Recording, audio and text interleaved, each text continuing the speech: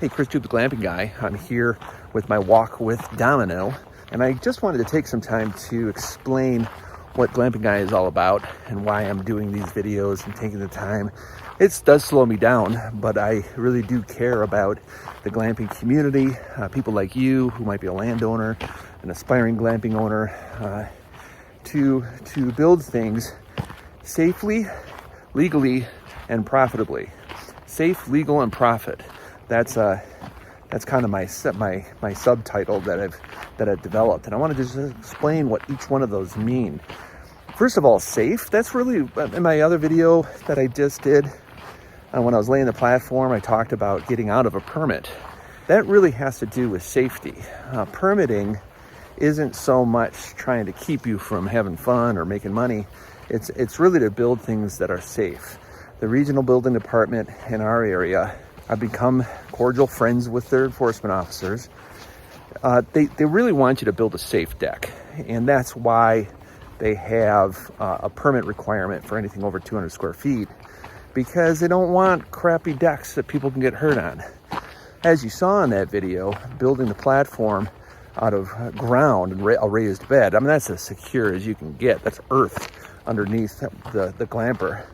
But and the front deck is that I'm going to be building later today is it's really hard to mess up on a 140 square foot deck and make things unsafe, and that's why the line is there. In our region, the line is at 200 square feet. But there's a school of mine that thinks that I'm trying to get out of a permit, but I actually said that. I'm not really getting out of it. I'm working within the permitting laws.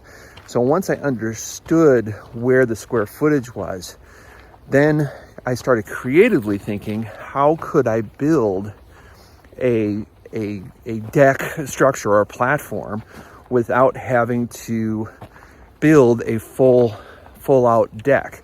Not only is the permit $500, but I don't know if I needed to do that. So that's when my mind started creatively thinking, well, what about a raised platform, a raised garden bed, really? I shared that with my enforcement officer. He said, yeah, that's great. Go for it, Chris. And I was like, okay, and there it is.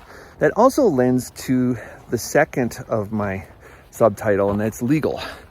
And this gets into some territory that I think is kind of funny, because there's a lot of illegal operations going on out there. It can be argued that my operation is illegal, meaning that it's not in 100% compliance. But I'm learning, and landowners are learning what is allowed in their counties and their municipalities and their state. And it varies all over the country, all over the world, really, and what is allowed to be built. I know people are doing things illegally. I'm not calling up the county and turning them in. I'll let crabby neighbors do that on them, which was my story. I had a neighbor who was offended that I was doing a glamping operation.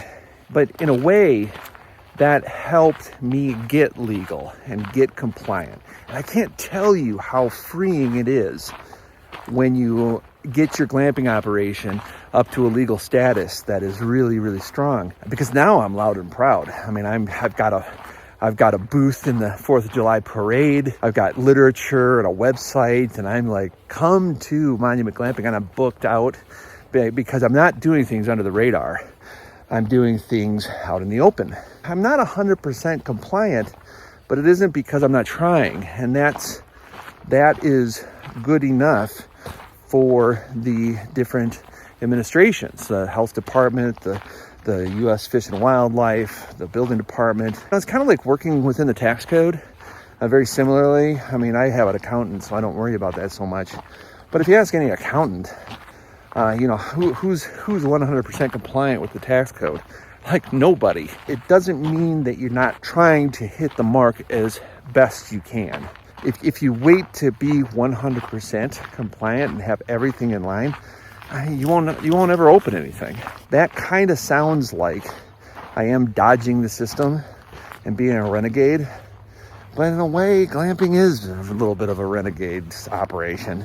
You know, us glampers are already industry disruptors. So we are disrupting the hospitality business and the industry and offering unique outdoor and semi-outdoor experiences, and we're crushing it. So there is a bit of a push back on the boundaries types of attitude, but that doesn't mean we shouldn't try to be as compliant as possible.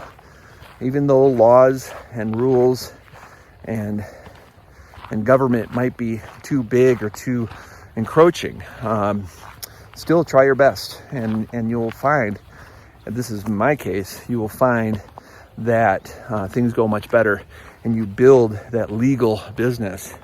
It's really nice. It's really nice when you're filling out your nights and that, well, that's my last point, is profitability. Safe, legal, and profitable glamping operations is what I'm all about. And right now I'm crushing it. I mean, it's the middle of the summer. We are booked out. I'm building my 8th unit on my property, and it's a lot of fun when you're making money at this, and you're making money at bringing real joy into people's lives when they stay on your property and express how much they needed you. I mean, gosh, you should see some of the testimonies we've gotten lately. Some guy's marriage was falling apart. He surprised his wife with this glamping.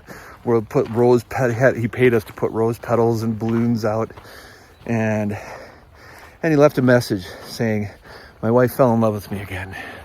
Isn't that awesome? And that's just one of many examples. I could go on and really bore you silly with these great examples of people having the times of their lives on my private property.